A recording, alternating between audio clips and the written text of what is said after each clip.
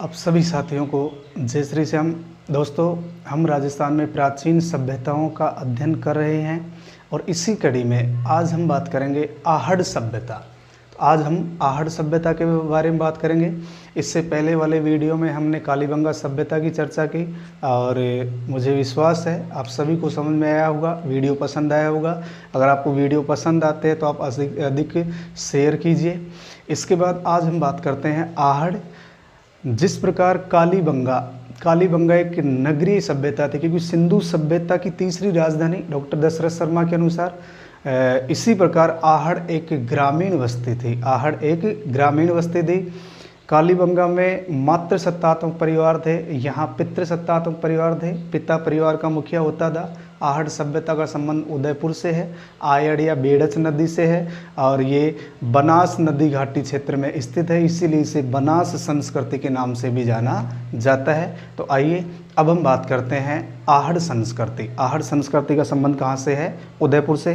देखिए,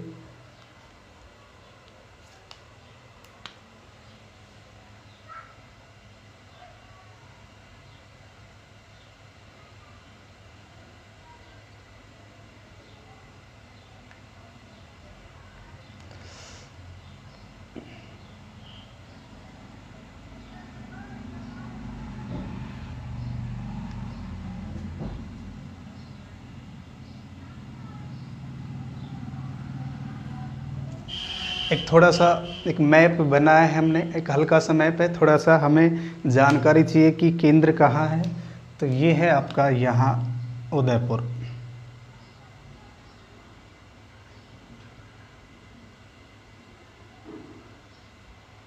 ये स्थल आपका उदयपुर और यहीं पे आपकी कौन सी सभ्यता का विकास हुआ? आहड़ सभ्यता का विकास हुआ। उदयपुर, आहड़ सभ्यता का विकास कहाँ हुआ? उदयपुर में।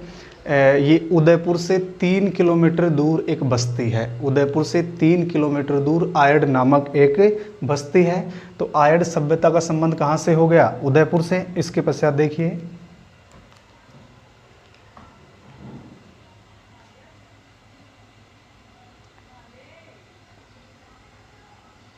उदयपुर से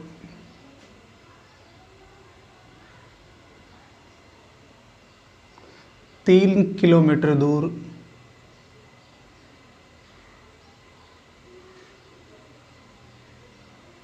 आहड़ नामक एक बस्ती है।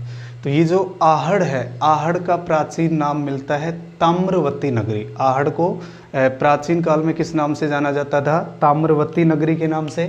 तो इसका प्राचीन नाम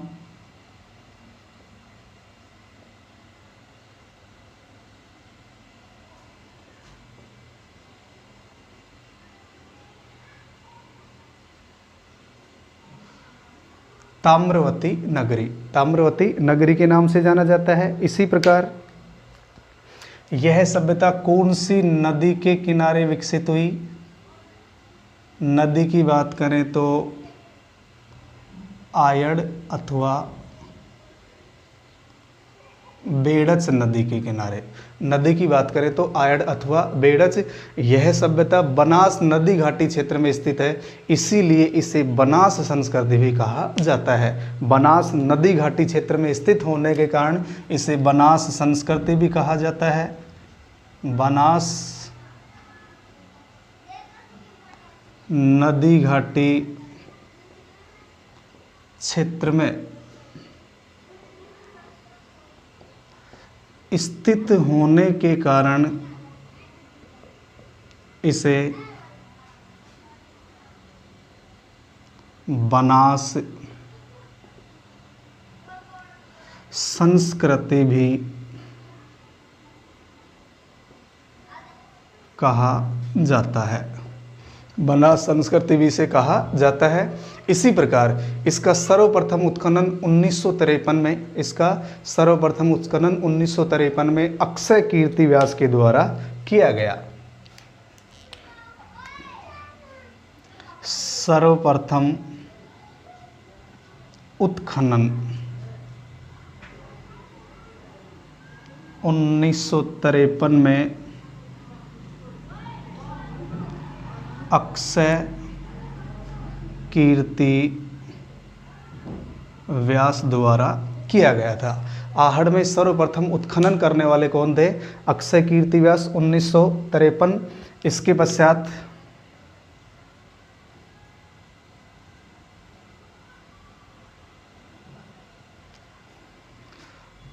व्यापक स्तर पर उत्खनन किस किस के माध्यम से या किस किस के द्वारा किया गया था? व्यापक स्तर पर उत्खनन करने वाले एक तो हैं R.C. Agarwal, V.N. Mishra,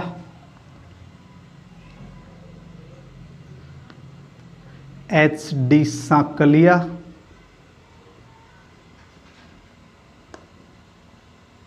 H.D. Sankalia,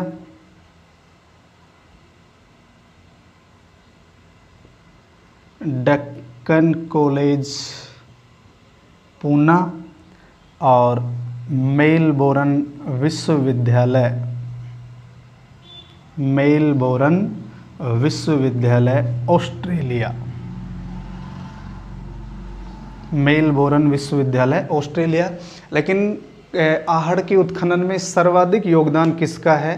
H.D. Sankalia का। इसमें याद रखना है, सर्वाधिक योगदान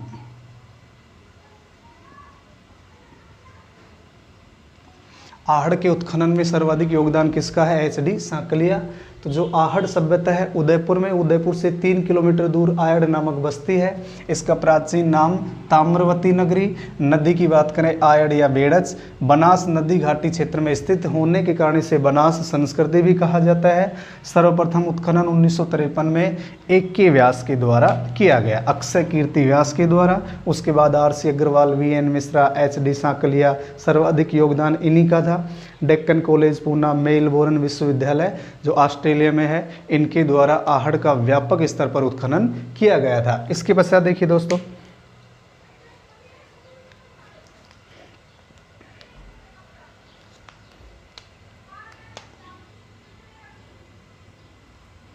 दसवीं 11वीं सदी में इसे आघाटपुर अथवा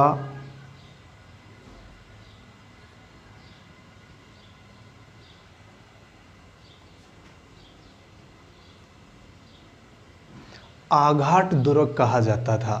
10वीं 11वीं शताब्दी में जो आहड़ का क्षेत्र है उसे आघाटपुर अथवा आघाट दुर्ग कहा जाता था, आघाटपुर अथवा आघाट दुर्ग। इसी प्रकार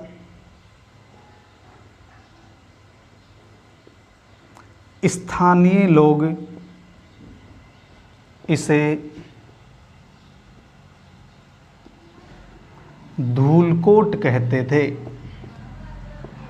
यहाँ के जो स्थानीय लोग हैं, स्थानीय लोग इसे किस नाम से पुकारते थे? धूलकोट। और ये जो धूलकोट है, इस धूलकोट का अर्थ होता है रेत का टीला। धूलकोट का अर्थ होता है रेत का टीला।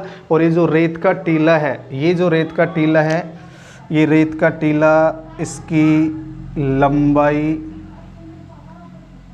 1500 फीट, इसकी चौड़ाई 500 फीट और इसकी ऊंचाई कितनी है? लगभग 50 फीट। स्थानीय लोग इसे धूलकोट के नाम से पुकारते थे। धूलकोट का अर्थ होता है रेत का टीला। और ये जो रेत का टीला है, इसकी लंबाई 1500 फीट, चौड़ाई 500 फीट और ऊंचाई 50 फीट। 10वीं 11वीं सदी में इसे आघाटपुर या आघाट दुर्ग के नाम से जाना जाता था। तो एक बार दोस्तों इसका स्क्रीनशॉट ले लीजिए।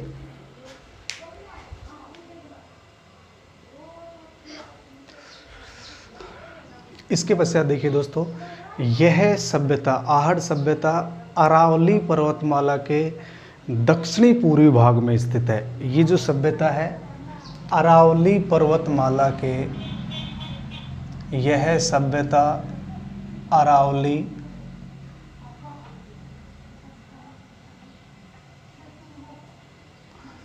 पर्वतमाला के दक्षिणी पूर्वी भाग में स्थित है। आहड़ सभ्यता अरावली पर्वतमाला के दक्षिणी पूर्वी भाग में स्थित है। इसी प्रकार इसका जो समय है उस समय 1900 से 1200 ईसा पूर्व माना जाता है। आहड़ सभ्यता का समय 1900 से यानी 1900 ईसा पूर्व से 12 ईसा पूर्व के मध्य माना जाता है और यह सभ्यता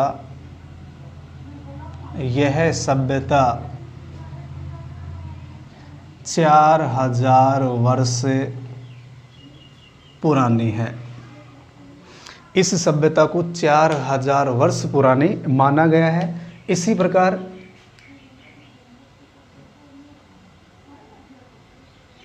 आहड़ संस्कृति का प्रमुख केंद्र, क्योंकि बनास नदी घाटी तक इसका विस्तार है। आहड़ संस्कृति या बनास संस्कृति का प्रमुख केंद्र गिलूंड,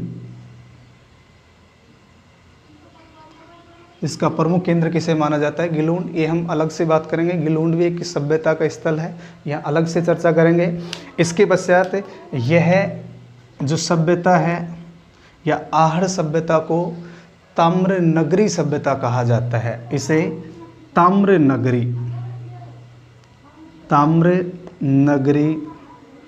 सभ्यता भी कहा जाता है। ताम्र नगरी सभ्यता कहा जाता है, इसका सबसे बड़ा कारण क्या है? यहाँ तांबे के औजार और आभूषण पर्याप्त मात्रा में प्राप्त हुए हैं। तो यहाँ तांबे के औजार व आभूषण पर्याप्त मात्रा में मिले हैं। तांबे के औजार और आभूषण पर्याप्त मात्रा में मिलने के कारण आहड़ सभ्यता को ताम्र नगरी कहा जाता है। ये अरावली पर्वतमाला के दक्षिणी पूर्वी भाग में स्थित है। इसका समय 1900 से 1200 ईसा पूर्व माना गया है और ये सभ्यता 4000 वर्ष पुरानी है। इसी प्रकार यह एक ग्रामीण सभ्यता थी। यह एक ग्रामीण सभ्यता थी। इसी प्रकार यहाँ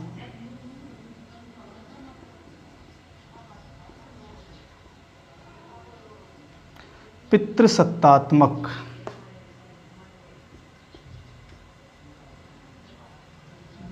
परिवार प्रणाली, पितृसत्तात्मक परिवार प्रणाली थी, अर्थात परिवार का मुखिया पिता होता था। इस प्रकार हम कह सकते हैं कि यहाँ संयुक्त परिवार प्रथा विद्यमान थी। संयुक्त परिवार प्रथा, क्योंकि यहाँ उत्खनन में एक घर से 4 से 6 बड़े चूल्हे प्राप्त हुए हैं। 4 से 6 बड़े चूल्हे प्राप्त हुए, इसलिए अनुमान लगाया गया कि यहाँ सामूहिक रूप से भोजन बनाया जाता होगा। तो इसलिए अपन कह सकते हैं कि यहाँ संयुक्त परिवार प्रणाली विद्यमान थी। संयुक्त परिवार प्रणाली यहाँ विद्यमान थी। इसी प्रकार दोस्तों आहड़ सभ्यता के बारे में ये उल्लेख मिलता है कि यह बस्ती या इस बस्ती का 8 बार निर्माण हुआ या 8 बार बसाई गई और 8 बार ही इसका पतन हुआ। इस सभ्यता का उत्खनन 8 स्तरों में किया गया। तो यह भी एक जानकारी मिलती है कि यह बस्ती 8 बार बसाई गई और 8 बार इसका पतन हुआ। 8 बार इसका पतन हुआ और इसका जो उत्खनन है वो 8 स्तरों में हुआ है। आहड़ सभ्यता का उत्खनन कितने स्तरों में हुआ?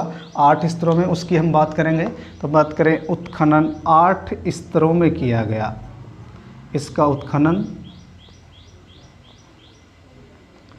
8 स्तरों में किया गया। तो कौन कौन से स्तर से क्या क्या प्राप्त हुआ है, कौन कौन से अवशेष प्राप्त हुए हैं, उनके बारे में चर्चा करेंगे। तो ये सामान्य फैक्ट हैं दोस्तों, ये सामान्य फैक्ट हैं, इसमें इतना कोई समझने का मुद्दा नहीं है। एक बार इसका भी स्क्रीनशॉट ले लीजिए। इसके पश्चात देखिए दोस्तों, आहड़ सभ्यता में जो उत्खनन है वो 8 स्तरों में हुआ। 8 स्तरों में इसका उत्खनन हुआ, और कौन कौन से स्तर से क्या प्राप्त हुआ है इसके बारे में बात करते हैं हम। इसका उत्खनन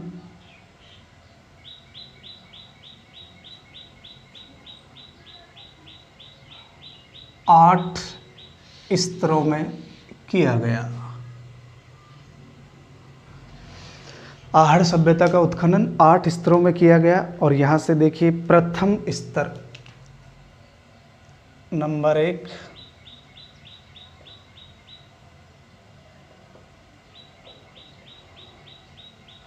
प्रथम स्तर से हमें क्या क्या प्राप्त हुआ है उसके बारे में देखिए।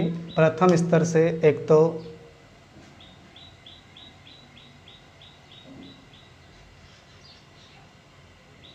मिट्टी की दीवारें,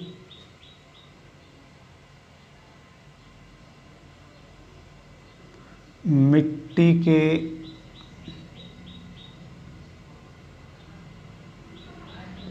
बर्तनों के टुकड़े तथा पत्थर के ढेर। पहला स्तर है, प्रथम स्तर से मिट्टी की दीवारें, मिट्टी से निर्मित बर्तनों के टुकड़े और पत्थर के ढेर, ये पहले स्तर से प्राप्त हुए हैं। इसके पश्चात हम बात करें नंबर 2,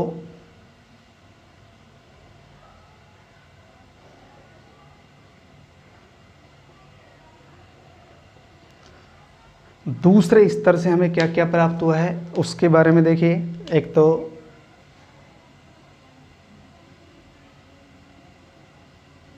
मिट्टी को कूट कर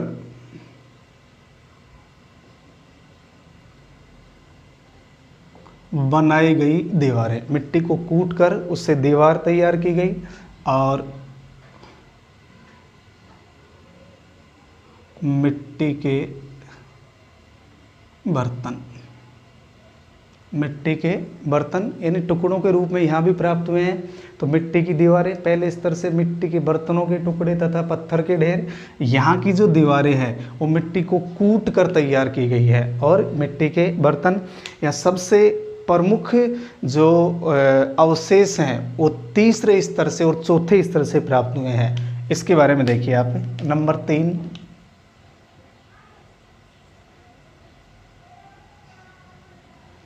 तीसरा स्तर। देखिए दोस्तों, तीसरे स्तर के उत्खनन में यहाँ से अलंकृत मृद भांड, अलंकृत मृद भांड यानी मिट्टी के बर्तन प्राप्त हुए हैं। अलंकृत मृद भांड, अलंकृत मृद भांड अर्थात मिट्टी के बर्तन प्राप्त हुए हैं। यहाँ टुकड़ों के रूप में मिले हैं, यहाँ जो बर्तन मिले हैं दूसरे स्तर में यहाँ टुकड़ों के रूप में, लेकिन इस स्तर के जो मृद भांड हैं वो सर्वाधिक आकर्षक हैं। तो इस तीसरे स्तर में अलंकृत मृद भांड अर्थात मिट्टी के बर्तन प्राप्त हुए हैं। इसके पश्चात इसमें देखिए,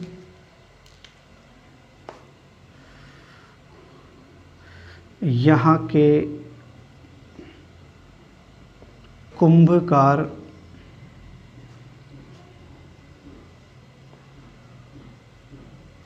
मृद भांड बनाने की कला में निपुण थे। यहाँ के जो कुंभकार हैं, आहड़ के कुंभकार हैं, वो मृद भांड बनाने की कला में निपुण थे। और मुख्यतः उल्टी तपाई के बर्तन बनाए गए। उल्टी तपाई के बर्तन मुख्यतः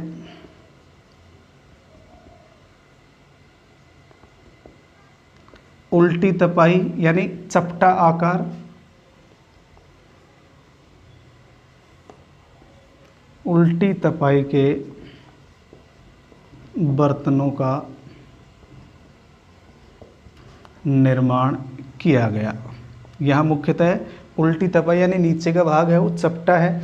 इसी प्रकार यहाँ के कुंभकारों ने 7 विभिन्न प्रकार के मृद भांडों का आविष्कार किया था। यहाँ के कुंभकारों ने अर्थात यहाँ के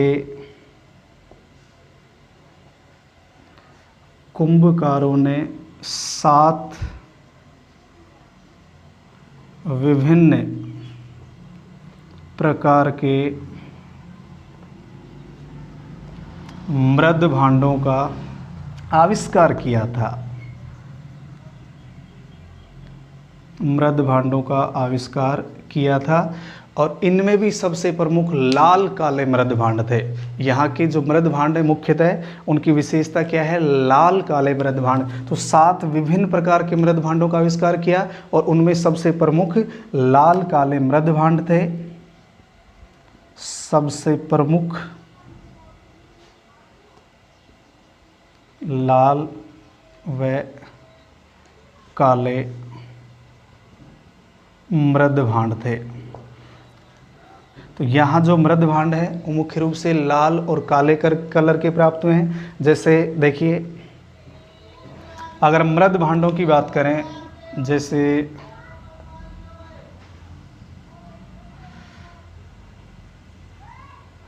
ये उल्टी तपाई यानी ये नीचे का जो आकार था ये चपटा होता था।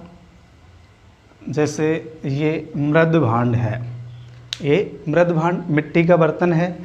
इसका जो नीचे का भाग है, ये भाग होता था लाल।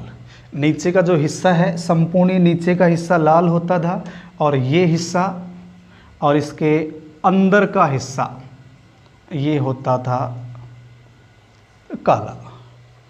यानी मृद भांड के नीचे का हिस्सा लाल होता था और ऊपर का हिस्सा यानी कंधे के ऊपर बोला जाता है, और जो अंदर का हिस्सा है वो काला होता था। तो यहाँ के मृद भांडों की मुख्य विशेषता क्या थी, लाल एवं काले मृद भांड। इसी प्रकार यहाँ के निवासी विभिन्न प्रकार का अलंकरण किया करते थे, मिट्टी के बर्तनों पर विभिन्न प्रकार का अलंकरण करते थे।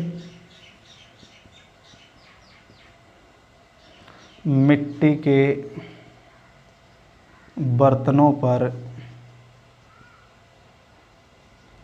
विभिन्न प्रकार का अलंकरण करते थे। जैसे यदि हम अलंकरण की बात करें, बांस की एक छोटी लकड़ी को नुकीली बनाकर मिट्टी के गीले मृद भांड पर आड़ी तिरछी लाइनें खींचना, आड़ी तिरछी सीधी लाइनें खींच करके उसके ऊपर डिजाइन बनाना। इसी प्रकार मृद भांड पर अन्य मिट्टी लगाकर कोई आकृति उकारना या आकृति का निर्माण करना। इसी प्रकार तो यहाँ जो मृद भांड थे, एक तो बांस की जो नुकीली लकड़ी होती है कील की आकृति की, उसके माध्यम से आड़ी तिरछी सीधी लहरदार धारियां बनाना। इसी प्रकार जो गीला मृद भांड होता है, इस मृद भांड पर अन्य मिट्टी को चिपकाकर, दूसरी मिट्टी को चिपका करके आकृतियां बनाना। इस प्रकार ये अलंकरण की कला में भी माहिर थे। तो यहाँ के जो मृद भांड हैं वो वास्तव में एक विकसित सभ्यता का परिचय करवाते हैं, और यहाँ के कुंभकार इस कला में प्रवीण या दक्ष देखने को मिलते हैं। तो पहले स्तर पर मिट्टी की दीवारें, दूसरे स्तर पर भी मिट्टी की दीवारें हैं, तीसरा स्तर महत्वपूर्ण है जहाँ से हमें मृद भांड प्राप्त हुए हैं। तो एक बार इसका भी स्क्रीनशॉट ले लीजिए।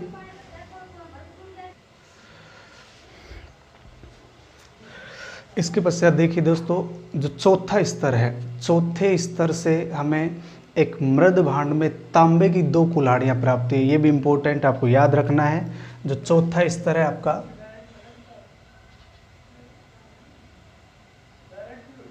चौथा स्तर दोस्तों आपको ये याद रखना है, चौथा स्तर है यहाँ एक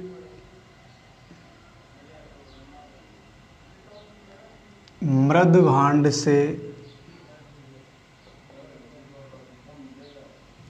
तांबे की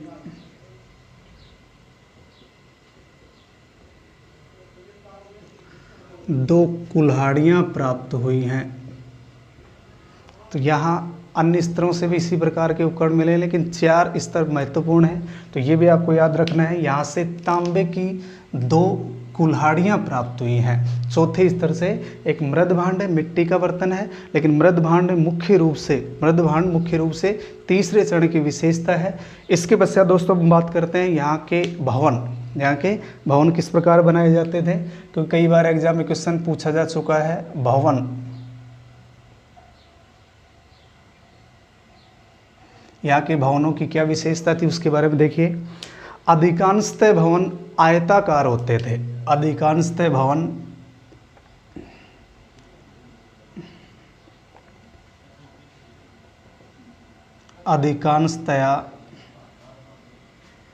भवन या भवनों की आकृति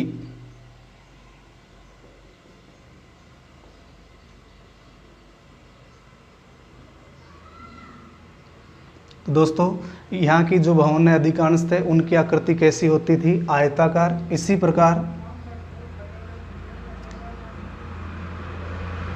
पत्थरों एवं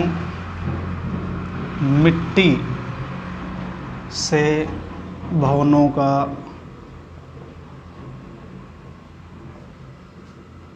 निर्माण किया जाता था। भवनों के निर्माण में मिट्टी और पत्थरों का उपयोग किया जाता था। और शिष्ट, एक शब्द है, शिष्ट नामक पत्थर से नींव भरी जाती थी। यहाँ की जो भवन है उनकी नींव कौन से पत्थर से भरी जाती थी? शिष्ट नामक पत्थर से नींव भरी जाती थी। और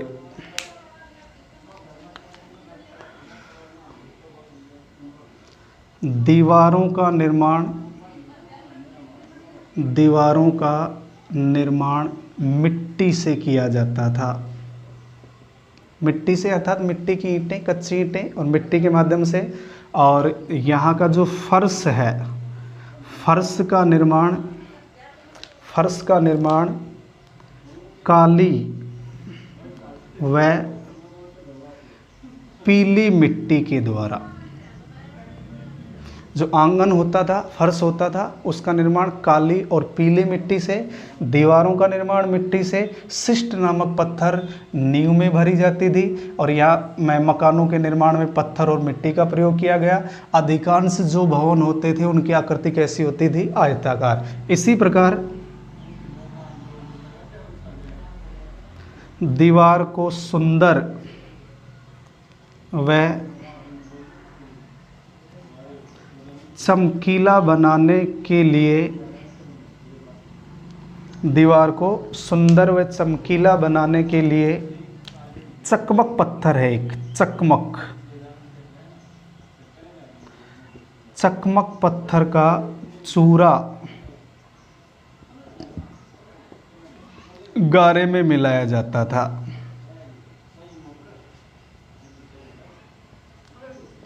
चकमक पत्थर का चूरा गारे में मिला दिया जाता था दीवारों को सुंदर, चमकीला और आकर्षक बनाने के लिए। इसी प्रकार भवन या भवनों की छतों का निर्माण किससे किया जाता था? घास फूस व बांस की बल्लियों से। छतों का निर्माण किस किस से होता था? घास फूस और बांस की बल्लियों से। और यहाँ की जो छत है दोनों तरफ ढलुआ होती थी। छत दोनों ओर ढलुआ होती थी। मकानों की जो छत है वो दोनों ओर ढलुआ होती थी। इसी प्रकार यहाँ एक मकान से 4 से 6 बड़े चूल्हे प्राप्त हुए हैं। एक मकान से 4 से 6 बड़े चूल्हे प्राप्त हुए हैं। यहाँ लिख लेते हैं अपन। मकान से 4 से 6 बड़े चूल्हे प्राप्त हुए हैं। तो इससे हम अनुमान लगा सकते हैं कि यहाँ संयुक्त परिवार की व्यवस्था थी और सामूहिक रूप से भोजन बनाया जाता था। एक भवन से 4 से 6 बड़े चूल्हे प्राप्त हुए हैं, इसलिए अनुमान लगाया गया कि यहाँ सभी लोगों का एक साथ भोजन तैयार किया जाता था। इसी प्रकार यहाँ एक चूल्हे से मानव की हथेली के प्रमाण मिले हैं। एक चूल्हे पर मानव की हथेली छपी हुई है, बनी हुई है, उसका प्रमाण भी यहाँ से मिला है। इसी प्रकार यहाँ के लोग अनाज रखने के जो बर्तन रखते थे उसे गोरे और कोट कहा जाता था। गोरे और कोट, गोरे व कोट, गोरे व कोट, ये अनाज रखने के बर्तन थे। अनाज रखने के बर्तन, अनाज रखने के बर्तन। दोस्तों अब डिटेल से पढ़िए। केवल आजकल एग्जाम में केवल फैक्ट नहीं आता है, आजकल एग्जाम में केवल फैक्ट नहीं आता है। आप डिटेल से पढ़ने की कोशिश कीजिए। केवल फैक्टों के माध्यम से हम कोई भी एग्ज़ाम क्लियर नहीं कर सकते हैं, क्योंकि ज़्यादातर यूट्यूब पे आप देख रहे हो केवल फैक्ट के माध्यम से बच्चों को प्रभावित किया जा रहा है और बच्चे उनका अनुसरण कर रहे हैं। जबकि मेरी आपको इस सलाह है, मैं ये नहीं कह रहा हूँ कि मैं मेरी कोई बड़ाई करना चाहता हूँ, लेकिन मेरा मुख्य उद्देश्य ये है कि हम एग्ज़ाम को फाइट करें। इसके लिए हमें कॉन्सेप्ट को पूरा कवर करना पड़ेगा, क्योंकि जो एग्जाम में क्वेश्चन आ चुके हैं वो आ चुके हैं, नया क्वेश्चन भी एग्जाम में बन सकता है। इसीलिए आप इनमें बोरियत महसूस नहीं करें, इन चीज़ों को बार बार रिवाइज कीजिए। जब तक इनको आप रिवाइज नहीं करेंगे ये चीज़ें कवर नहीं हो पाएंगी। हम केवल फैक्टों के भरोसे बैठे रहेंगे और हम एग्जाम में कभी भी सफल नहीं हो सकते। ये डिटेल से आपको मैटर दिया जा रहा है और आपके लिए एक प्रयास किया जा रहा है, आपके लिए एक अच्छा प्रयास है, आपके लिए एक अच्छा मौका है। आप नोट्स बनाते रहें। कोई समझ में नहीं आता है तो आप निश्चित रूप से कमेंट बॉक्स में लिखें। एक बार इसका स्क्रीनशॉट ले लीजिए।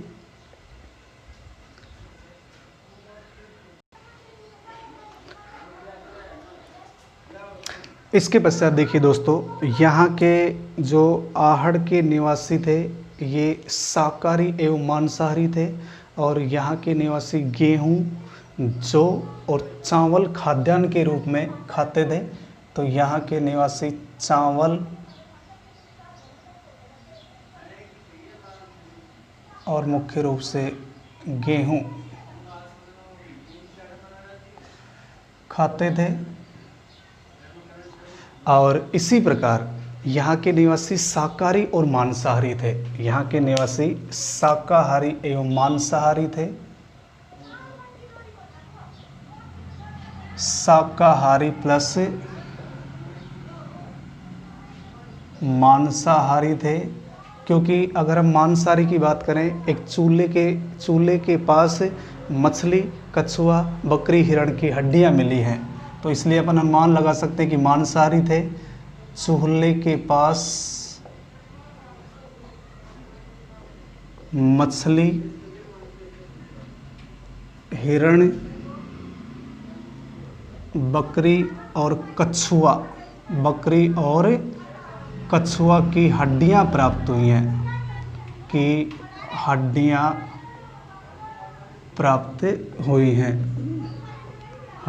प्राप्त हुई हैं। इसलिए अनुमान लगाया जाता है कि यहाँ के निवासी शाकाहारी और मांसाहारी थे। इसी प्रकार इनका अर्थव्यवस्था का मुख्य आधार पशुपालन था। पशुपालन अर्थव्यवस्था का मुख्य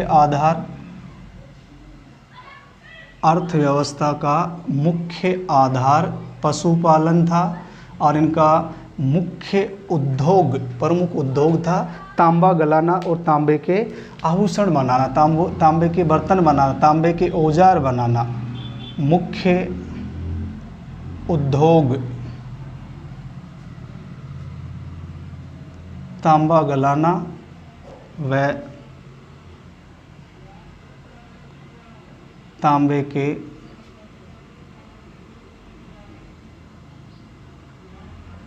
आभूषण बनाना, तांबे के आभूषण बनाना इनका मुख्य व्यवसाय था। इसी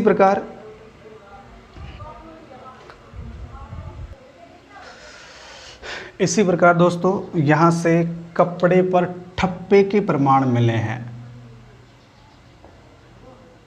कपड़े पर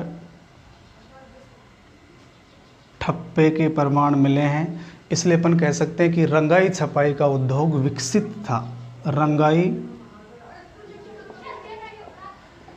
छपाई का उद्योग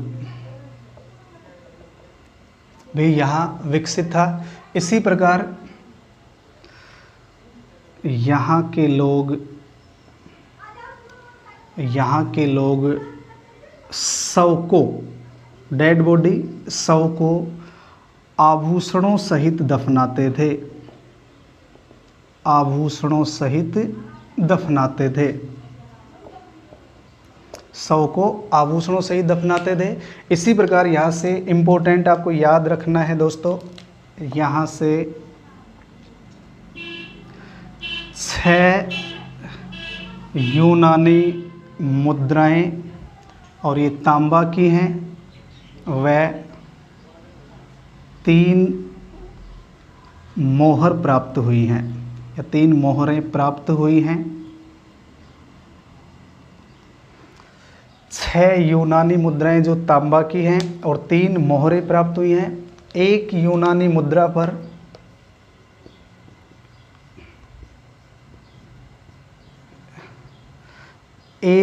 पर